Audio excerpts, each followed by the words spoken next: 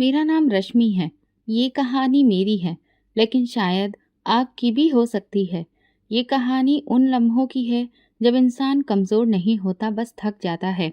जब मैं पैदा हुई तब मम्मी पापा की ज़िंदगी में खुशियाँ लौट कर आई थीं। एक प्रार्थना, एक मन्नत जो बरसों बाद पूरी हुई थी। मैं उनका सपना थी और अपने भाई की तो सब कुछ। मेरे भाई मुझसे 10 साल बड़े थे। मैंने आँख खोली तो उनकी गोद में। पापा की तस्वीर देखकर अंदाजा हुआ कि वो कैसे थे, क्योंकि जब मैं सिर्फ 2 साल की थी तब वो इस दुनिया से विदा हो गए थे। लेकिन सच कहूँ तो मुझे कभी महसूस नहीं हुआ कि मेरे सिर पर पिता का साया नहीं है, क्योंकि मेरे भाई ने वो साया कभी उठने ही नहीं दिया। जब कभी गर्मी से मेरा दिल घबरा जाता तो भाई बिना कहे ही एक ठंडी बोतल लेकर आ जाते। ये तुम्हारे लिए है मेरी राजकुमारी। मैं हंस देती थी। वो मेरे हीरो थे, मेरे सब कुछ। पापा के देहांत के बाद हमारी जिंदगी की जिम्मेदारी सिर्फ एक छोटी सी दुकान पर रह गई थी। वो दुकान अड्डे के पास थी। भाई सुबह जाते और शाम को लौटते, लेकिन उनकी जुबान पर कभी थकान का नाम नहीं सुना। जब भी तुझे खुश देखता हूँ ना, तो सारी थकान ऐसे उतर जाती है जैसे बारिश में धूल शांत हो जाती है। वो कहते थे। एक दिन मैंने उनसे पूछा, भैया आप हर वक्त काम क्यों करते हैं? वो हंसकर मेरे माथे पर प्यार से हाथ फेरते, ताकि तुम कभी किसी की मोहताज ना रहो। वक्त गुजरता गया। भाई ने वो दुकान संभाली संवारी और आगे बढ़ाई। उनके दिमाग में कुछ खास था, जैसे हर चीज को बढ़ा देना आता हो। दूसरी दुकान ली, फिर एक और, फिर वो दुकानों को किराए पर दे दिया। घर लिया, फिर एक और। सब कुछ उन्होंने अपनी मेहनत के दम पर कमाया। लेकिन इस सब के बीच एक चीज कभी नहीं बदली, मेरी अहमियत उनके दिल में। तो बस प्रार्थना किया कर, बाकी सब मैं संभाल लूंगा। वो अक्सर कहते। भाई का प्यार ऐसा था कि मुझे लगा कि दुनिया में हर रिश्ता ऐसा ही होता है। मैं खुशकिस्मत थी। बचपन मेरे लिए खुशियों और प्यार से भरा था। जब मैं कभी पड़ोस की लड़की को अपनी माँ के साथ बाजार जाते देखती और खुद भाई का हाथ थाम कर जाती, तो मुझे फक्र होता। ये मेरा भाई है, सबसे अच्छा। मैं चहक कर कहती और वो प्यार से कहते, ये मेरी रानी बेटी है। अम्मा भी भाई को जानती थी और मैं भी। हम तीनों एक दूसरे की दुनिया थे। माँ कहती, अगर तेरा भाई नहीं होता तो ना जाने हम कहाँ होते। मैं उनके गले लग जाती। कभी कभी जब मैं भाई को छत पर अकेले बैठे देखती, कुछ हिसाब किताब करते हुए, तो जाकर उनकी गोद में बैठ जाती। क्या कर रहे हो? सोच रहा हूँ कि तुम्हारे लिए कुछ बनवा दूं। आप तो सब कुछ ही दे चुके हैं, अभी बहुत कुछ देना बाकी है। ये वादे, ये यादें आज भी सांस लेती हैं मेरे अंदर। फिर वो एक शाम थी जब भाई घर आया था। माँ ने कहा, बहुत मेहनत कर ली है तूने, अब कुछ खुद के बारे में भी सोच। भाई बोले, लेकिन माँ, रश्मि के लिए जो सपने देखे हैं पहले, वो पूरे करने हैं। मैं सब कुछ चुपचाप सुन रही थी, आंखें भर आई थीं, लेकिन कुछ कहा नहीं। मुझे नहीं पता था कि ये लम्हे कितने कीमती हैं, क्योंकि उस वक्त मुझे खोना सीखना नहीं आया था। भाई के चेहरे पर जब पहली बार वो शर्मीली मुस्कान देखी, तब समझ आया शायद वो अब थक गए हैं अकेले चलते चलते।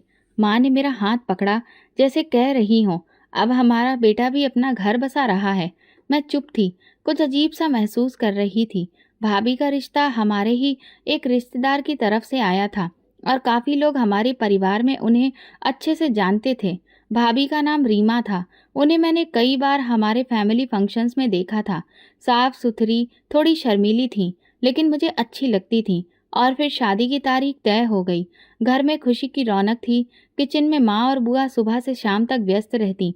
बाहर भाई काम पर जाते, लेकिन वापसी पर शादी के हर इंतजाम में कुछ न कुछ शामिल होता। रश्मि, नीले रंग की ड्रेस लाया हूँ तुम्हारे लिए, शादी वाले दिन यही पहनना, भाई ने कहा। ड्रेस सुंदर थी, नगीनों से सजी हुई।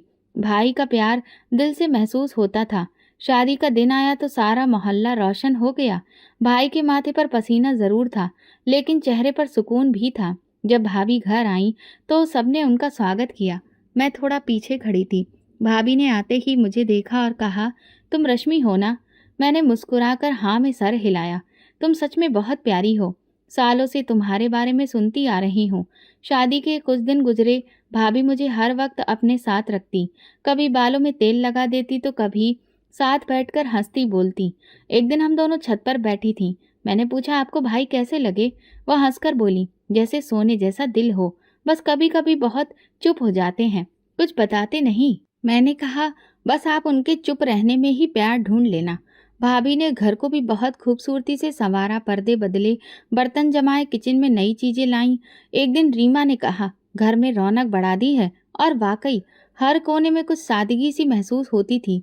भाई ने अपने काम में और ज्यादा तेजी डाल दी थी। नई दुकान, कुछ किराएदारों के लिए जगह। जब वो रात को वापस आते तो भाभी उनके लिए खास खाना बनाती, कभी मटर पनीर, कभी पुलाव। मैं और भाभी अक्सर मिलकर खाना पकाते। पूरा वक्त हंसी मजाक में गुजर जाता। वो कहती, तुमने अभी तक टमाटर काटने का सही तरीका नहीं सीखा। और मैं कहती, आपने भी अभी तक चोरी पकड़ने की कोशिश ठीक से नहीं की। ये कहते हुए हम दोनों हंस देते। किचन में ठहाके, गपशप सब होता। भाई अक्सर कमरे में आकर मुझसे पूछते, रश्मि आज क्या सीखा? मैं कहती, भाभी से नई तरह की सब्जियां बनाना सीख रही हूँ। वो खुश हो जाते, अच्छी बात है, लेकिन किताबें पढ़ना नहीं छोड़ना। मैं कहती, कभी नहीं। भाभी ने भी मेरी पढ़ाई में दिलचस्पी दिखाई। एक दिन वो मेरे साथ बैठकर मेरी कॉपी चेक कर रही थी। लिखने का तरीका अच्छा है तुम्हारा, अगर चाहो तो बहुत आगे जा सकती हो। मैंने हंसकर कहा, आपकी तारीफ मुझे पसंद आई। ये सब दिन मेरे दिल के सबसे साफ कोने में महफूज हैं। एक दिन हम सब बाहर गए। भाई ने शहर के बड़े मार्केट से मेरे लिए एक नया बैग खरीदा। यूनिवर्सिटी में काम आएगा, उन्होंने कहा। भाभी ने मुझे झुमके दिलाए, ये रख लो, तुम पर बहुत अच्छे लगेंगे। माँ को ये सब देखकर सुकून आता था। वो अक्सर कहती, मेरी बेटी की किस्मत अच्छी है, जो भाई भी ऐसा मिला और भाभी भी ऐसी है। कभी रात को जब बिजली चली जाती तो हम तीनों आंगन में बैठते। भाई मच्छर मारने वाली अगरबत्ती जलाते और मैं और भाभी चांद को देखकर कहानी सुनाते। चांद के चेहरे में तुम्हें क्या दिखता है? मैंने कहा। माँ कहती थी कि बूढ़ी दादी का चेहरा है जो हमें देख रही हैं। भाभी चुप हो जाती। उन दिनों में कुछ भी ऐसा नहीं था जिसे बदलने की इच्छा हो। हर चीज अपनी जगह पर, अपने वक्त पर, अपनी खुशबू में मौजूद थी। भाभी की हर व्यवस्था के बावजूद उनकी आंखें हमेशा मुझे ढूंढती थीं। भाभी के कामों में मेरी मदद और मौजूदगी सबको खुश रखने के लिए थी, और मैं सिर्फ ये सोचती कि ये सब हमेशा इसी तरह से रहेगा। मुझे क्या खबर थी कि सुकून भरे घरों के दरवाजे हमेशा खुले नहीं रहते। कुछ सन्नाटे अंदर आने के लिए मौका ढूंढते हैं। लेकिन ये सोचना उस वक्त मुमकिन नहीं था, क्योंकि उस लम्हे में हमारी दुनिया पूरी थी। उसी दिन माँ पुराने कपड़ों को कुछ ठीक कर रही थी और मैं भाभी के साथ किचन में लगी थी। भाई हमेशा की तरह सुबह उठकर दुकान के लिए निकले थे। जाने से पहले वो हमेशा की तरह थोड़ी देर माँ के पास बैठे और फिर मुझे वापस आवाज़ दी, रश्मि शाम को जब मैं वापस आऊँगा तो तुम्हारे लिए कुछ खास लेकर आऊँगा। मैंने हंसते हुए कहा, अब फिर से चॉकलेट मत लेकर आना, मैं बड़ी हो गई हूँ। उन्होंने पलट कर देखा। बच्चियाँ कभी बड़ी नहीं होती। और फिर वो चले गए। शाम होने लगी। भाभी ने बच्चों के लिए खाना तैयार कर दिया था। भाभी के 2 बच्चे थे, नमन और अजय। वो खेलते खेलते मुझे आवाज दे रहे थे, बुआ हमारे साथ बैठिए ना। मैं बाहर निकली ही थी कि तभी अचानक गेट पर शोर मचा। मोहल्ले के 2 आदमी तेजी से अंदर आए। मन घबरा गया। भाभी भी दरवाजे की ओर बढ़ी। जल्दी चलिए, आपके भाई को चोट लगी है, एक्सीडेंट हुआ है, उन्हें अस्पताल ले जाया जा रहा है। ये बात सुनते ही जैसे हर दीवार गिर गई हो। माँ की छड़ी हाथ से गिर गई। भाभी की सांस जैसे अटक गई और मेरे पैरों तले जमीन निकल गई। बस इतना बोली, चलिए, तुरंत चलिए। हम अस्पताल पहुंचे तो वार्ड में खामोशी थी। भाभी का चेहरा, मेरे कदम जैसे डगमगाने लगे थे। हर तरफ शोर था, लेकिन मेरे अंदर एक सन्नाटा फैला था। भाई का चेहरा ढका हुआ था। एक नर्स धीरे से बोली, हमने बहुत कोशिश की, लेकिन चोटें बहुत गंभीर थीं। भाभी जमीन पर बैठ गईं और माँ चीखने चिल्लाने लगी। मैं बस खड़ी रह गई। मेरे कदम जैसे जम गए थे। भाई की अर्थी अगले दिन उठी। पूरा मोहल्ला आ गया था। जिन दुकानों पर भाई रोज जाते थे वो बंद थीं। जिन बच्चों को वो चीजें दिया करते थे वे खामोश खड़े थे। मैंने भाई को आखिरी बार देखा तो दिल चाहा कि आवाज दूं, कह दूं, भाई वापस आ जाओ, मेरी बात तो सुन लो। भाई जब जा रहा था तो दरवाजे के पास बैठकर माँ ने हाथ फैलाए, मेरा बेटा वापस दे दो। कुछ ही पल बाद माँ सीने पर हाथ रखकर जमीन पर गिर पड़ी। अस्पताल ले गए मगर वो भी बच ना सकी। मैं जो कल तक माँ के पैर दबाती थी आज उनकी डेड बॉडी के साथ खड़ी थी। अब घर में सिर्फ हम रह गए थे, मैं, भाभी और 2 छोटे बच्चे। एक दिन सुबह जब मैं पूजा कर रही थी तभी मोहल्ले की 2 औरतें दरवाजे पर आईं। बड़ी चुप सी हो गई हो रश्मि, भगवान इस पर रहम करे। मैंने उनकी बातें सुनी लेकिन कोई जवाब नहीं दिया। भाभी दिन में खामोश रहती और रात को बच्चों के साथ लेट कर सिसकती थीं। मैं उनके करीब जाने की कोशिश करती लेकिन वो दूर हो गई थीं। नमन और अजय मेरे पास ज़्यादा वक्त गुजारते थे। एक दिन वे मेरे पास आकर कहने लगे, पापा को आवाज़ दो, वो हमें कहानी सुनाते थे। मैंने उनके सिर पर हाथ रखते हुए कहा, अब तुम्हें मैं कहानी सुनाया करूंगी। मोहल्ले की औरतें जब भी हमें देखती तो आपस में बातें करती। अब तो यही अकेली रह गई है। अब इसका होगा क्या? देखो, अगर इसकी भाभी इसे कबूल करे तो फिर ये रह सकती है, नहीं तो पता नहीं कहाँ जाएगी। ऐसा लगता था जैसे मैं कोई बोझ बन गई हूँ, एक बेजान वजूद। लेकिन मैं खामोश रही। एक शाम जब सब कमरे में थे, भाभी ने कहा, कल से बच्चों को स्कूल छोड़ने तुम ही जाया करोगी, मुझे वक्त नहीं मिलता। मैंने सिर हिलाया। ठीक है। उस दिन के बाद मेरा रूटीन बदल गया। बच्चों को स्कूल ले जाना, घर का काम करना, भाभी के कहने पर दुकानों से हिसाब लेना, सब कुछ मेरे हिस्से में आ गया। लेकिन मैंने कभी शिकायत नहीं की। एक दिन मैं छत पर कपड़े सुखा रही थी, तभी नीचे से आवाज आई, रश्मि, ये दुकान वाले का आदमी आया है, नीचे आकर बात सुन लो। मैं नीचे आई। दुकानदार ने नमस्ते किया। दीदी जी, किराए के कागजात हैं, उनमें दस्तखत होने हैं। मैंने हैरत से पूछा, भाभी कहाँ हैं?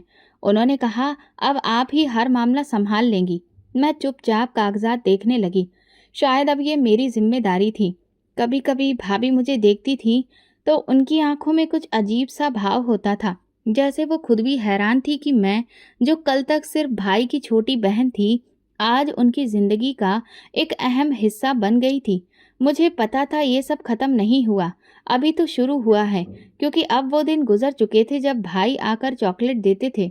अब वे दिन थे जब मैं बच्चों का हाथ पकड़कर स्कूल ले जाती थी और दरवाजे पर खड़ी होकर सोचती थी, क्या वाकई ये सब मेरे लिए लिखा था? सुबह के वक्त जब भाभी की आवाज़ किचन से आती तो मैं भी बिस्तर छोड़ देती। चाय का पानी रखना, नाश्ता बनाना, बच्चों की यूनिफॉर्म निकालकर प्रेस करना, ये सब कुछ अब मेरे लिए था। पहले जब ये सब करती थी तो भाभी की जुबान पर तारीफ होती थी, अब सिर्फ खामोशी। कभी कभी कोई ठंडी सांस या फिर मेरी मौजूदगी भी उन्हें बोझ लगने लगी थी। एक दिन वो बर्तन धोते हुए बोली, अब क्या रह गया है तुम्हारे नसीब में? जहाँ जाती हो कुछ ना कुछ हो ही जाता है।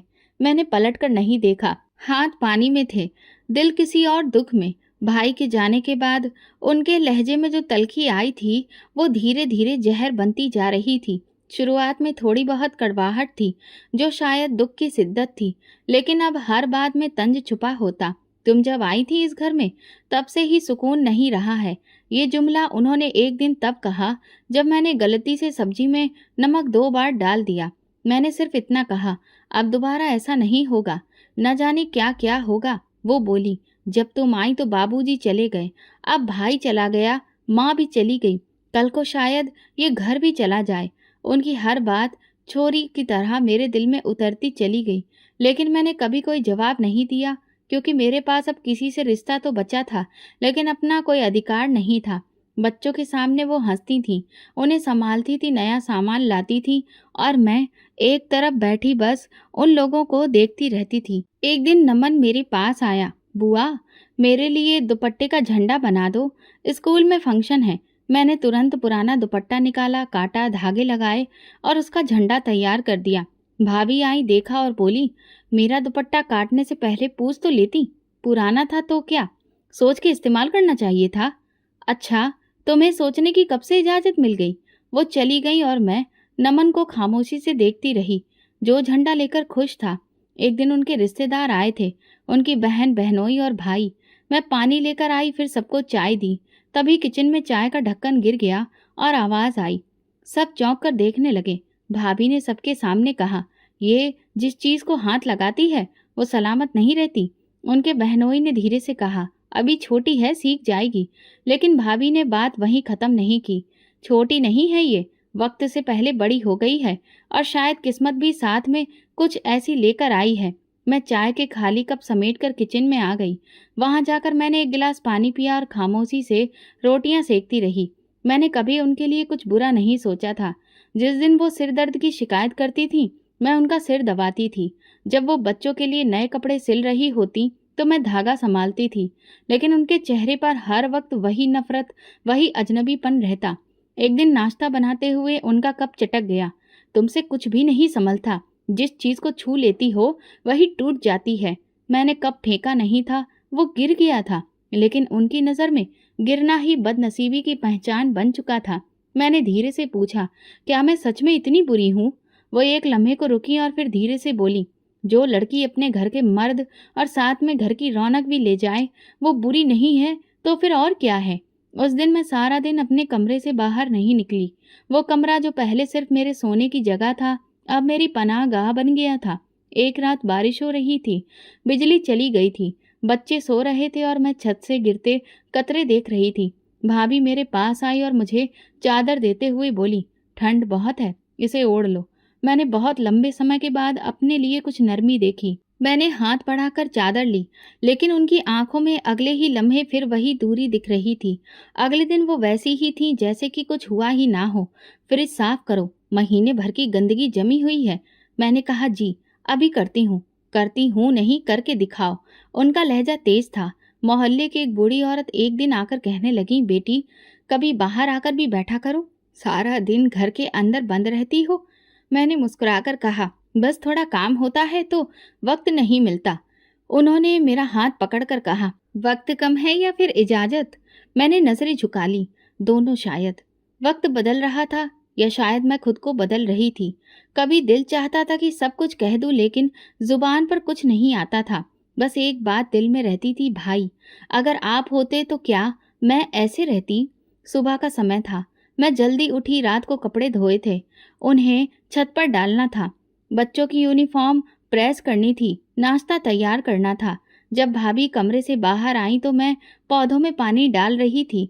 उन्होंने एक नज़र मुझ पर डाली और फिर बच्चों को आवाज़ दी, उठो देर हो रही है। नाश्ते की मेज पर सब बैठे थे, मैं अलग चूल्हे के पास खड़ी रही। नमन ने धीरे से कहा, बुआ आप भी आ जाइए ना। भाभी ने तुरंत सुन लिया और कहा, सबको अपनी जगह पता होनी चाहिए, ये इसके बैठने की नहीं काम करने की उम्र है। मैं चुप रही, हाथ धोए और दोबारा कपड़े तय करने में लग गई। उसी दिन दोपहर को मेरी यूनिवर्सिटी से एक क्लास फेलो आई। उसके हाथ में फाइल थी। रश्मि की फीस 2 महीने से जमा नहीं हुई है, वो क्लासेस भी मिस कर रही है। सब ठीक तो है? मैं जल्दी से बाहर निकली। इससे पहले कि मैं कुछ कहती, भाभी ने दरवाजे से ही फाइल उसके हाथ से ले ली और कहा, अब ये यूनिवर्सिटी नहीं जाएगी, घर के काम बहुत हैं, पढ़ लिख कर करना क्या है? मेरी सहेली ने मुझे देखा, जैसे कुछ कहना चाह रही हो, फिर चुप हो गई। उसके जाते ही मैंने हिम्मत करके कहा, बस अगला साल पूरा हो जाए, फिर मैं खुद कोई काम कर लूंगी। भाभी ने मेरी बात काट दी, हमें किसी सरकारी नौकरी वाली लड़की की जरूरत नहीं है, तुम घर संभालो, बस इतना ही काफी है। शाम को मैं अपने कमरे में बैठी यूनिवर्सिटी का बैग देख रही थी। अंदर से पेन निकाला, एक पुरानी नोटबुक निकाली और फिर बैग बंद करके वापस रख दिया। अगले दिन जब मैं किचन साफ कर रही थी तो भाभी पीछे आ गई। चीनी का डिब्बा कहाँ रखा है? मैंने दिखाया, यहाँ भूल गई थी, कल धोने के बाद इधर रख दिया था। उन्होंने एक नज़र घूर कर कहा, यही भूल तो सारी जिंदगी को बर्बाद कर देती है। रात को मेहमान आए थे, मौसी और उनकी बेटी। मैंने चाय नाश्ता बिस्किट सब कुछ दिया। जब मैं किचन में प्लेटें धो रही थी तब मौसी की बेटी ने जोर से आवाज़ दी, चीनी कम थी चाय में, शायद बनाने वाली को स्वाद ही नहीं पता। भाभी ने हंसते हुए कहा, अब उसके नसीब में स्वाद है ही कहाँ, किस्मत भी फीकी और चाय भी फीकी। मौसी ने भी कुछ नहीं कहा। कुछ दिनों बाद नमन का बिस्तर गीला हो गया। भाभी ने कपड़े मेरे आगे फेंकते हुए कहा, कपड़े धो देना और बच्चे को भी देखना है, अब तुम ही संभालो सब। मैंने कपड़े समेटे, बाल्टी रखी और कपड़े रगड़ने लगी। हथेलियां जलने लगी थीं, लेकिन कोई भी देखने नहीं आया। उसी दिन खाने में भाभी ने पनीर बनाया, बच्चों को बड़े प्यार से प्लेट में निकाल कर दिया। मैं किचन में बर्तन धो रही थी। जब बच्चे खाना खा चुके थे तो थोड़ी सी बची रोटी और आखिरी बचा हुआ रस मुझे पकड़ा दिया। यही काफी है तेरे लिए, ज्यादा की आदत नहीं होनी चाहिए। एक रात जब सब सो रहे थे, मैं दाल छान कर रख रही थी, तभी बच्चों की अलमारी से कुछ गिरने की आवाज आई। मैं भाग कर गई, नमन का खिलौना गिर गया था। मैंने धीरे से उठाकर रखा, तभी भाभी दरवाजे पर आ गई। क्या कर रही हो उनके कमरे में? बस वो चीज गिर गई थी, तुम्हारे हाथ लगने से चीजें गिरती हैं। मैं खामोश रही, कमरे से निकली और अपने बिस्तर पर आकर बैठ गई। फिर वो दिन आया जो शायद मैं कभी भूल नहीं सकूंगी। भाभी की कुछ सहेलियां खाने पर आई थीं। मैं सुबह से खाना बना रही थी। सब्जी, चावल, पकौड़ियाँ, पुलाव सब तैयार किया। बर्तन संभालते संभालते एक प्लेट मेरे हाथ से गिरकर टूट गई। बस वही पल काफी था। भाभी ने सबके सामने आकर मेरा बाजू पकड़ लिया। क्या कहा था मैंने? चीजें संभालना सीख लो। मैंने सिर झुकाकर कहा, माफ कर दीजिए, गलती हो गई। उनकी एक सहेली बोली, अरे ये तो बच्ची है, छोड़ दो। भाभी का चेहरा गुस्से से लाल हो चुका था। बच्ची? ये बस हमारे लिए एक बोझ है। और अगले ही पल उनके हाथ मेरे चेहरे पर पड़ा और एक जोरदार थप्पड़। मेहमानों के सामने सब कुछ जैसे थम गया। मैंने खुद को संभाला और बर्तनों के पास बैठ गई। आंखों से आंसू बहने लगे, मगर आवाज नहीं निकली। रात को जब सब लोग जा चुके थे, मैंने कुछ भी नहीं खाया। बस अपने कमरे में जाकर दरवाजा बंद कर लिया और अंधेरे में लेट गई। वो थप्पड़ शरीर पर नहीं, आत्मा पर लगा था। रात का आखिरी पहर था। खामोशी इतनी गहरी कि सांस की आवाज भी गूंजती हुई महसूस हो रही थी। कमरे में हल्की सी रोशनी थी, कोने में रखे छोटे से चिराग की। मैं भगवान के आगे हाथ जोड़कर बैठ गई। हे भगवान, मैं कुछ भी नहीं जानती, लेकिन तुम तो सब जानते हो। रोज रात यही होता था। सब सो जाते, मैं उठ जाती, भगवान से प्रार्थना करती, चुपके से खिड़की खोलती, ठंडी हवा में सांस लेती। जो बात किसी से नहीं कह सकती थी, वो भगवान से कहती। मैंने कभी किसी का हक नहीं मारा, ना किसी से बदतमीजी की, ना किसी को बद्दुआ दी। फिर भी मेरे नसीब में सुकून क्यों नहीं है? फिर खुद को समझाती, मैं कोई शिकायत नहीं करूंगी, तुम तो बेहतर जानते हो। कभी कभी बच्चों की हंसी बाहर से आती तो मैं भगवान से प्रार्थना करती, हे भगवान, नमन पढ़ाई में अच्छा करे, अजय हमेशा खुश रहे, भाभी को सब्र दो और मुझे हिम्मत। दिन भर का वक्त बदलता नहीं था। सुबह होते ही वही बर्तन, वही कपड़े, वही भाभी की आवाज, वही काम करना। लेकिन अब मेरे दिल में एक छोटा सा चैर था जो किसी को दिखाई नहीं देता था। एक सुबह मैं बैठकर पूजा कर रही थी, तभी भाभी आई और बोली, क्या अब ये भी दिखावा बन गया है या काम से बचने का तरीका है? मैंने नजर उठाई, लेकिन कुछ बोली नहीं। दिल में सिर्फ इतना कहा, हे भगवान, तुम ही जानते हो कि मैं दिखावा कर रही हूँ या नहीं। एक दिन मैं किचन में आटा गूंथ रही थी। गर्मी इतनी ज्यादा थी कि पसीना आंखों में जा रहा था। अचानक किचन के दरवाजे से आवाज आई, ये क्यों नहीं समझती कि तुझे बस यहाँ काम के लिए ही रखा है, ये सब हम संभाल लेंगे। मैंने अपने हाथ नहीं रोके, बस भगवान का नाम लेती रही। घर में मेहमान आने वाले थे। भाभी ने खास खाने का इंतजाम किया था। मैंने दिन भर प्याज काटे, छोले भटूरे बनाने का काम संभाला। जब सब लोग आकर खा चुके तो मैं बर्तन समेटने लगी। भाभी के हाथ में थोड़ी सब्जी बची थी, उन्होंने उसे फ्रिज में रख दिया। मैंने धीरे से पूछा, क्या इसमें से थोड़ी सी खा लूं? उन्होंने टेढ़ी नजरों से देखा और बोली, तुम तो भगवान के लिए बहुत व्रत रखती हो ना, फिर खाने से कैसा रिश्ता? मैं चुप रही। शाम को वही थोड़ी सी दाल और बासी रोटी पानी में डुबोकर खाई। दिल में प्रार्थना की, हे भगवान, इनके दिल में थोड़ी नरमी डाल दो। मुझे और कुछ नहीं चाहिए, सिर्फ थोड़ा सा प्यार दे दो। फिर एक दिन जब बारिश हो रही थी, मैं छत से गिरते पानी को देख रही थी। भाभी ने कहा, निचली मंजिल पर सफाई कर दो, पानी आ रहा है। मैं नंगे पांव सीढ़ियां उतर कर फर्श साफ करने लगी, हाथों से पानी हटाते हुए बार बार कहती, तुम देख रहे हो ना भगवान, मुझे कुछ नहीं चाहिए, बस भाभी को थोड़ी सद्बुद्धि दे दो। माँ दुर्गा के दिन चल रहे थे। मैंने व्रत रखा, लेकिन भाभी को इस बारे में कुछ नहीं बताया। चुपचाप काम करती और बाकी सबके लिए खाना तैयार करती, फिर एक तरफ बैठ जाती। एक दिन मैंने सपना देखा। भाई सामने खड़ा था, हंस रहा था, कह रहा था, रश्मि सब्र करो, सब ठीक हो जाएगा। सुबह उठी तो दिल में कुछ सुकून था, जैसे भगवान ने खुद आकर तसल्ली दी हो।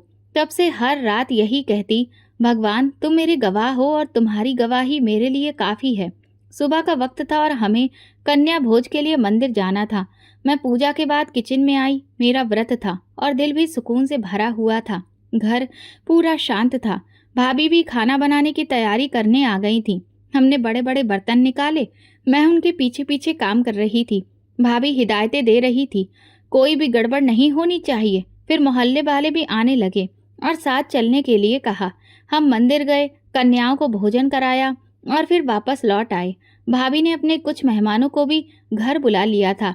दोपहर में सब लोग बैठे थे, बच्चे खेल रहे थे। मैं मेहमानों के लिए भी खाना तैयार करने लगी। वक्त गुजरता जा रहा था, लेकिन मुझे खुद कुछ खाने का समय नहीं मिल रहा था। भूख से ज़्यादा अब धुआं महसूस हो रहा था। मैं खामोशी से इंतज़ार कर रही थी कि कब ये सब निपटे और मैं भी कुछ खा लूँ। कुछ देर बाद जब भाभी किचन में आईं, मैंने उनसे कहा, मैं सुबह से कुछ नहीं खाई हूँ, क्या मैं कुछ खाकर अपना व्रत खोल लूँ? भाभी ने चौंक कर मेरी तरफ देखा, जैसे मैंने कोई बहुत बड़ी गलती कर दी हो। अभी तक मेहमानों ने कुछ भी नहीं खाया है और तुम्हारी नज़र खाने पर लग गई है। ये सारा खाना तुम्हारे लिए नहीं बना है, समझी? फ्रिज में कल की दाल रखी है, उसी से अपनी भूख मिटाओ और व्रत खोलो। और हाँ, खबरदार अगर इस खाने में से कुछ भी हाथ लगाया। मैं चुपचाप पीछे हट गई। मेरी नज़र प्लेट पर नहीं थी, उन लोगों के चेहरों पर थी जो भाभी के मेहमान थे। सब कुछ देख रहे थे, लेकिन किसी ने भी एक बार नहीं कहा कि उसका व्रत है, उसे कुछ खा लेने दो। मैं कमरे में आई और भगवान के आगे बैठ गई। आंखों में आंसू थे, लेकिन कुछ कह न सकी। चुपचाप फिर से दाल निकाली और बिना गर्म किए ठंडी दाल और एक बची हुई रोटी लेकर बैठ गई। निवाला मुंह में डाला तो गले में अटक गया, लेकिन मैंने पानी लिया। पानी का घूंट लेकर दोबारा निवाला मुंह में डाला, लेकिन आंखों से आंसू निकलने लगे। मैंने सिर झुकाकर दुपट्टे से आंखें पोंछीं, जैसे खुद पर ये एक और आजमाइश थी। बाहर मोहल्ले में शोर था, बच्चे प्रसाद बांटने के लिए निकले थे। भाभी ने नमन और अजय से कहा, मोहल्ले के हर घर में जाकर देकर आना। मैं कमरे के पर्दे के पीछे से देख रही थी। दोनों बच्चे खुशी से भाग रहे थे। मैंने दिल ही दिल में कहा, हे भगवान, ये दोनों बच्चे हमेशा सही सलामत रहें, ये कभी किसी के मोहताज ना हो। फिर मैं वापस अपनी प्लेट के पास आई और एक बार फिर से निवाला मुंह में डालकर पानी का घूंट लिया। दिल में सोचा, माता रानी, आपके लिए ही व्रत रखा था, आप ही देख लीजिए, सब कुछ आपके लिए ही बर्दाश्त किया है, अब बस आप ही देखें। इसी पल बाहर से भाभी की तेज आवाज आई। वो किसी से कह रही थी, क्या, कहाँ, कैसे? मैं चौंक कर दरवाजा खोलकर बाहर निकली। भाभी जमीन पर बैठ गई थी, दुपट्टा संभालने का होश नहीं था। वो बस दो शब्द कह रही थी, मेरे बच्चे, मेरा नमन और अजय। मैं दौड़कर बाहर आई। मोहल्ले का एक लड़का गेट पर खड़ा था। बोला, जल्दी चलिए, दोनों बच्चे ग्राउंड के पास सड़क पर एक गाड़ी से टकरा गए हैं, अस्पताल ले जाया जा रहा है, बहुत खून बह रहा था। भाभी चीख मारकर रोने लगी। मैंने उन्हें पकड़कर सहारा दिया। चलिए, अस्पताल चलिए। रश्मि, मुझे माफ कर दो, मैंने तुम्हें बहुत परेशान किया, तुम्हारे साथ अच्छा नहीं किया। भगवान ने सब देखा, मुझे और मेरे बच्चों को सजा दी। वो रोती जा रही थी। मैंने उनके कंधे पर हाथ रखा। चुप करिए भाभी, अभी प्रार्थना कीजिए, भगवान कुछ भी बुरा नहीं होने देंगे। हम जल्दी से ऑटो में बैठकर अस्पताल पहुंचे। रास्ते भर वो लगातार प्रार्थना करती रही, हे भगवान, मेरे बच्चों को बचा लो, मुझे सजा दे दो, लेकिन उन्हें कुछ मत होने देना। मैंने आंखें बंद कर दिल ही दिल में कहा, हे भगवान, जिन बच्चों के लिए मैंने सच्चे मन से प्रार्थना की थी, उन्हें अब आप अपनी पनाह में ले लीजिए। अस्पताल की इमरजेंसी में हलचल थी। दोनों बच्चों को वार्ड में एडमिट किया जा चुका था। नमन के सिर पर पट्टी बंधी थी, अजय का पैर प्लास्टर में था। डॉक्टर इधर उधर दौड़ रहे थे। भाभी एक कोने में बैठकर हिचकियों में रो रही थी। डॉक्टर ने आकर कहा, बड़े बेटे के दिमाग पर चोट है, तुरंत ऑपरेशन करना होगा। छोटे की टांगों में फ्रैक्चर है, उसे ठीक होने में थोड़ा वक्त लगेगा, लेकिन वो ठीक हो जाएगा। भाभी का चेहरा सफ़ेद पड़ गया। मैंने उनका हाथ पकड़कर कहा, हिम्मत रखिए, मैं आपके साथ हूँ। उन्होंने मेरी ओर देखा, आंखें लाल थीं। तुमने बद्दुआ दी थी ना? मैंने इनकार में सिर हिलाया। आपके बच्चे मेरे भाई के बच्चे हैं, मैं बद्दुआ कैसे दे सकती हूँ? वो फूट फूट कर रोने लगी। मैं बहुत गलत थी, तुम पर बहुत जुल्म किए, तुमने कभी जुबान नहीं खोली और मैं हर रोज तुम्हें जख्म देती रही। मैंने धीरे से कहा, अब वक्त प्रार्थना का है और मैं अभी भी भगवान से प्रार्थना करूंगी, मेरे बच्चों को कुछ भी नहीं होगा। कुछ देर बाद डॉक्टर बाहर आए और कहा, ऑपरेशन सफल रहा है, बच्चा अब खतरे से बाहर है, लेकिन निगरानी में रहेगा। भाभी ने मेरे हाथ पकड़ लिए। ये तुम्हारी प्रार्थनाओं का असर है, भगवान ने सुन ली। मैंने उनके आंसू पोंछे। अब अजय के लिए भी प्रार्थना करिए, वो भी जल्दी ठीक हो जाए। उस रात मैंने कोई शिकायत नहीं की, कोई बदला नहीं सोचा, बस दिल से कहा, हे भगवान, जो किया वो ठीक किया, लेकिन जो बचा लिया वो तुम्हारा कर्म है। अस्पताल की गैलरी में कुछ भी साफ नहीं था, न रोशनी, न आवाज, न उम्मीद। दीवार से सटी एक लकड़ी की बेंच पर बैठी थी। भाभी लगातार भगवान को याद कर रही थी। उनके होंठ चल रहे थे। वो कभी आंखें बंद करती तो कभी हथेलियों को देखती। मैं थोड़ी देर एक खाली बेंच पर बैठ गई। सामने आईसीयू का दरवाजा बंद था, अंदर नमन था। डॉक्टर कुछ देर पहले बता चुके थे कि ऑपरेशन सफल रहा है। लेकिन होश नहीं आया। रश्मि, तुम भगवान से प्रार्थना करना, तुम्हारा रिश्ता भगवान से मुझसे ज्यादा है, भाभी ने धीमी आवाज में कहा। मैंने सिर झुकाकर आंखें बंद की और मन ही मन कहा, हे भगवान, ये मेरे भाई के बेटे हैं, मेरे लिए किसी पिता से कम नहीं। मैंने कभी किसी का दिल नहीं दुखाया, ना किसी का हक मारा। अगर मेरी किसी अच्छाई का कोई मोल है तो इन बच्चों को कुछ भी मत होने देना। कमरे के बाहर डॉक्टर बार बार आ जा रहे थे। एक नर्स ने कहा, अगले 2 घंटे बहुत क्रिटिकल हैं, उसके बाद ही कुछ कह सकेंगे। भाभी फिर रोने लगी। ये मेरे बच्चे हैं रश्मि, भगवान को मेरी सजा चाहिए तो मुझे दे दे। मैंने उनके कंधे पर हाथ रखा। भगवान सबकी सुनते हैं, आपकी भी सुनेंगे, बस हमें लगातार प्रार्थना करते रहना है। अजय का इलाज भी चल रहा था। अब उसके पैरों पर प्लास्टर चढ़ चुका था।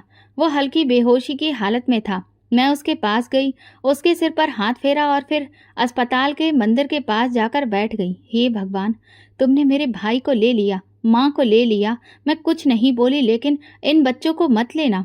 अगर मेरी जिंदगी का कोई अच्छा कर्म है तो वो सब इनके नाम कर देना। रात के 3 बजे डॉक्टर बाहर आए। बच्चा होश में आ गया है, लेकिन बहुत कमजोर है। 2 दिन निगरानी में रखना होगा। भाभी ने मेरी तरफ देखा। तुमने प्रार्थना मांगी थी ना, भगवान ने सुनी। मैंने कोई जवाब नहीं दिया, बस सिर झुकाकर बैठ गई। अगली सुबह अजय की तबीयत में थोड़ा सुधार हुआ। नर्स ने बताया कि वो आंखें खोलता है और कभी कभी हाथ भी हिलाता है। मैं उसके पास गई। तुम बहुत बहादुर हो, भाभी बच्चों के बिस्तर के पास बैठकर बोली। मैं तुमसे नजरें नहीं मिला सकती रश्मि, मैंने तुम्हें बहुत तकलीफ दी और तुमने मेरे बच्चों के लिए सहारा दिया। मैंने उनके हाथ थाम लिए। बस प्रार्थना कीजिए कि ये बच्चे ठीक हो जाएं, ये काफी है। अस्पताल के चौथे दिन नमन ने साफ आवाज में कहा, पानी। मैंने तुरंत गिलास बढ़ाया, उसके माथे पर हाथ रखा। मेरे बच्चे, तुम तो मेरी जान हो। भाभी ने ये नजारा देखा तो उनकी आंखों में आंसू आ गए। हे भगवान, तेरा लाख लाख शुक्र है, तूने हमारी सुन ली। उसी शाम अजय ने भी अपनी माँ को पहचान लिया। कुछ हफ्ते लगेंगे उन्हें पूरी तरह ठीक होने में, लेकिन अब दोनों बच्चे खतरे से बाहर थे। रात को मैं अस्पताल के मंदिर गई और प्रार्थना करने से पहले भगवान को धन्यवाद कहा। तुम्हारा दिल बहुत बड़ा है भगवान, तुम बिना आवाज की सिसकियां भी सुन लेते हो। तुम हर उस दिल की गवाही हो जो तुम्हारे सिवा किसी से कुछ भी नहीं मांगता। अस्पताल की राहदारी में पहली बार हल्की सी मुस्कुराहट थी। डॉक्टर ने आकर जानकारी दी, अब सब कुछ ठीक है, हालत भी स्थिर है। थोड़ी फिजियोथेरेपी और आराम के बाद इन्हें घर भेजा जा सकता है। भाभी ने डॉक्टर के शब्द सुने तो सिर झुका लिया और दोनों हाथों से मुंह ढक लिया और दीवार से लगकर बैठ गईं। मैं उनके पास जाकर नरमी से बोली, ये भगवान का रहम है, बस अब उनका ख्याल रखना है। उन्होंने मेरा हाथ पकड़कर जोर से दबाया। मैं तुम्हें क्या कहूँ रश्मि, अगर तुम होती ना तो शायद मुझे कभी माफ ना करती। मैंने उनकी बात काट कर कहा, बातें बाद में, बच्चों को सुकून में देखना सबसे ज्यादा जरूरी है। 2 दिन और गुजरे। नमन अब चलने की कोशिश कर रहा था। अजय के चेहरे पर भी मुस्कुराहट वापस आ गई थी। अस्पताल का स्टाफ भी हैरान था कि ये बच्चे इतनी जल्दी रिकवर कर रहे हैं। उनके पास रहने वाली लड़की शायद लगातार उन्हें हिम्मत दे रही है। भाभी अक्सर खामोश रहती। जो चेहरा पहले हर वक्त सख्ती से भरा होता था, अब शर्मिंदगी में झुका रहता था। एक दिन मैं अजय को चम्मच से सूप पिला रही थी कि वो आकर धीरे से बोली, आज अगर कुछ खाने का दिल करे तो साथ बैठकर खा लेना, मैं बनाऊंगी। मैंने सिर्फ सिर हिला दिया। 5वें दिन डॉक्टर ने बच्चों को डिस्चार्ज कर दिया। जब हम सब वापस घर आए तो मोहल्ले वालों की नजरें गेट पर थीं। कई लोग फिर मिलने आए। मोहल्ले की बुजुर्ग औरत, जिन्हें सब लोग दादी अम्मा कहते थे, वो आकर बोली, बेटी, हम सबने प्रार्थना की थी, लेकिन असली प्रार्थना तो तुम्हारी थी, जिसे भगवान ने सुना। भाभी ने तब कुछ नहीं कहा, लेकिन शाम को जब मोहल्ले वाले बच्चों को देखने के लिए जमा हुए तो वो एकदम खामोश हो गईं। पानी का गिलास लेकर सबको दे रही थी कि तभी भाभी उठी और बोली, एक बात कहनी है सबके सामने। मुझे हैरत हुई, सबकी नजरें उन पर थीं। उन्होंने मेरे पास आकर कहा, ये जो बच्ची है ना, ये मेरी ननद नहीं, मेरी बेटी है। सब खामोश हो गए। मैंने इसे बहुत परेशान किया। मैंने इसे सिर्फ नौकरानी की तरह समझा, हालांकि इसने हमेशा मेरे बच्चों को अपनी जान से बढ़कर चाहा। भाभी की आवाज रुंध गई थी। मैंने इसे व्रत में भी खाना खाने से रोका, जुबान से भी जख्मी किया, प्यार नहीं दिया। लेकिन जब मेरे अपने बच्चे जिंदगी और मौत की दहलीज पर थे तो यही लड़की मेरे लिए भगवान से लड़ती रही, प्रार्थना करती रही। मोहल्ले की औरतों ने सिर हिलाया। कुछ की आंखों में नमी आ गई। भाभी ने मेरी तरफ देखा। मैं आज सबके सामने ये ऐलान करती हूँ कि मैंने अपनी बेटी को पहचानने में देर की। अब ये मेरे साथ रहेगी, माँ की तरह। मेरे हाथ में जो गिलास था वो कांप गया। मैंने एक नज़र उनकी तरफ देखा। उनकी आंखों में कुछ सच्चा था, शायद पहली बार। माफ़ कर दो रश्मि, मैंने बहुत देर कर दी। मैंने धीरे से कहा, जब आपको भगवान ने माफ़ कर दिया तो फिर मैं कौन हूँ इनकार करने वाली। मोहल्ले की औरतों में से किसी ने कहा, बेटा तुम वाकई सब्र की तस्वीर हो। अब वक्त है खुशियों की तरफ देखने का। भाभी ने भी मेरे सिर पर हाथ रख दिया। अब तो बस मेरी बेटी है और वो मेरे साथ रहेगी, ऐसे ही माँ की छाँव में। मैंने पहली बार उनके गले लगकर आंसू बहाए। अंदर बच्चों की हंसी सुनाई दी और बाहर आसमान पर धूप नरमी से उतर रही थी। घर की बैठक में चाय, बिस्कुट, नमकीन की प्लेटें रखी गई थीं। बच्चों की तबीयत अब बेहतर थी। चेहरे पर रंग वापस आ चुके थे। मोहल्ले की औरतें हाल पूछ रही थीं और आशीर्वाद दे रही थीं। भाभी कहने लगी, मैं अगर चाहूं भी तो तुम्हारे एहसानों को कभी चुका नहीं सकती। मैंने जो किया वो मुझे याद है, लेकिन तुमने जो किया वो भगवान के यहाँ लिखा गया। अब तुम मेरे साथ बैठोगी, खाओगी, सजोगी, सब कुछ करोगी, पूरी तरह से मेरी बेटी जैसी रहोगी। मोहल्ले की औरतों ने एक दूसरे की तरफ देखा। किसी ने धीरे से कहा, ऐसा तो हमने कभी देखा ही नहीं। मैंने धीरे से भाभी की तरफ देखा। मैंने आपको माफ कर दिया था जब आपने पहली बार मेरे सिर पर हाथ रखा था। बस मैंने कभी चाहा नहीं कि दिल का बोझ जुबान पर लाऊं। उन्होंने मेरे माथे पर हाथ फेरा। बेटियां दिल की बात समझती हैं, वो शब्दों की मोहताज नहीं होती। इसी वक्त अजय और नमन दौड़कर मेरे पास आए। माँ कहती हैं आप हमारे साथ ही बैठा करिए। सच में मैंने उन्हें गले लगा लिया। हाँ, अब मैं कहीं नहीं जाऊंगी, हमेशा तुम्हारे साथ रहूंगी। रात को जब मैं अपने कमरे में बैठी तो एक अजीब सा सुकून था। हे भगवान, तुम्हारा बहुत शुक्रिया। तुमने दुख दिए, सब्र भी दिया। तुमने ही सब कुछ बदल दिया। दरवाजा खुला, भाभी आई, एक ड्रेस हाथ में पकड़े हुए। ये कल पहन लेना, हम तुम्हारे लिए रिश्ता देख रहे हैं। अब तुम्हारी जिंदगी की नई शुरुआत होनी चाहिए। मैंने वो ड्रेस ली, आंखें थोड़ी नम हो गईं। रिश्ता? हाँ, बेटियों की शादियां तो माँ का मन ही करता है। अब तो मेरी जिम्मेदारी हो रश्मि। कमरे की अलमारी खुली थी। भाभी अपने हाथों से लाल रंग का जोड़ा निकाल रही थी, जिस पर बारीक काम किया गया था। कमरे में हल्की सी खुशबू फैली थी। मैं शीशे के सामने बैठी बालों में कंघी कर रही थी। कुछ देर बाद भाभी ने कहा, ये पहनकर तुम बिल्कुल दुल्हन जैसी लगोगी, मेरी बेटी जैसी दुल्हन। मैंने उस जोड़े को छूकर देखा जो बहुत नरम लगा, जैसे कई सालों का सब्र, आंसू, प्रार्थनाएं, खुशी उसमें लिपटी हुई हो। शादी के घर में मेहमान आ जा रहे थे। आंगन में गुलाब की पत्तियां बिखरी थीं। नमन और अजय कमरे में आए, हाथों में चूड़ियां लिए। बुआ, ये आपके लिए हैं। मैंने उनसे चूड़ियां ली। ये तो बिल्कुल वैसी हैं जैसी माँ पहनती थी। भाभी ने मुस्कुराकर कहा, हाँ, माँ की ही पसंद की हैं, अब तुम्हारी भी। कई साल गुजर चुके थे, लेकिन आज पहली बार मुझे लगा जैसे सब कुछ पूरा हो गया है। वो कमरा जो खामोशी से भरा होता था, आज वहां बातें थीं, रंग थे और मान सम्मान था। भाभी ने मेरे बाल संवारने शुरू किए। याद है जब तुमने छुपकर रोटी में दाल रख दी थी? मैं हल्की सी मुस्कुराहट के साथ बोली, याद है। और याद है जब आपने कहा था कि फ्रिज में दाल पड़ी है? वो थोड़ी देर चुप रही, फिर नजरें झुकाकर बोली, आज भी मैंने तेरी पसंद का ही खाना बनाया है और आज तुझे कोई रोकेगा नहीं, बल्कि आज तो मैं तुझे अपने हाथों से खिलाऊंगी। मैंने कहा, सच में? हाँ, मैंने तो जैसे अपनी इंसानियत ही खो दी थी। असली इंसानियत तो होती है दिल से किसी का भला चाहना, किसी का दुख छुपा लेना। मैंने सिर झुकाकर कहा, फिर तो मैंने इंसानियत का फर्ज निभाना सीख लिया। शाम को जब मोहल्ले वाले जमा हुए तो घर जगमगा रहा था। औरतें बधाई दे रही थी और बच्चे खेल रहे थे। सब तरफ धूमधाम थी। मैं एक तरफ बैठकर सब देख रही थी। यहाँ हर वो चेहरा मौजूद था जो मेरे बरसों के सब्र का गवाह था। एक औरत मेरे पास आकर बोली, बेटी, तुमने जो सहा उस पर भगवान भी राजी होगा, और देखो कैसा नसीब दिया है तुम्हें। मैंने नरमी से जवाब दिया, भगवान ने मुझे सब्र का फल दिया है और उसके साथ में माँ को भी दे दिया है। बस अब मेरी एक ही प्रार्थना है कि जो तुम्हारे लिए कभी माँ की कमी ना हो और तुम किसी और के लिए वो बनो जो तुम मेरे लिए बनी। विदाई से पहले कमरे में भाभी मेरे पास आईं और उन्होंने मुझे दुपट्टा ओढ़ाते हुए कहा, ये तुम्हारे सिर का साया है और मेरे लिए तुम्हारी अच्छी जिंदगी की प्रार्थना मेरे दिल से, मेरी आंखों से निकली है। तुम जहाँ रहो बस खुश रहो और हमेशा अपना दिल साफ रखना। मैंने सबको एक-एक करके देखा, वो सब जिन्होंने मुझे कभी खामोशी से देखा था और वो भी जो आज मुझे दिल से आशीर्वाद दे रहे थे। एक पल दरवाजे के पास जाकर मैं रुकी और सबसे कहा, ये मेरी कहानी है और मेरे दिल से प्रार्थना है कि जो मेरे साथ हुआ, वो कभी किसी रश्मि के साथ ना हो।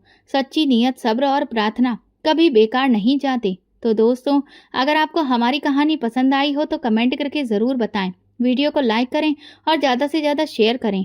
अगर आप चैनल पर नए हैं तो सब्सक्राइब ज़रूर करें और नोटिफिकेशन बेल दबाएं ताकि अगली अपडेट सबसे पहले आपको मिले। धन्यवाद।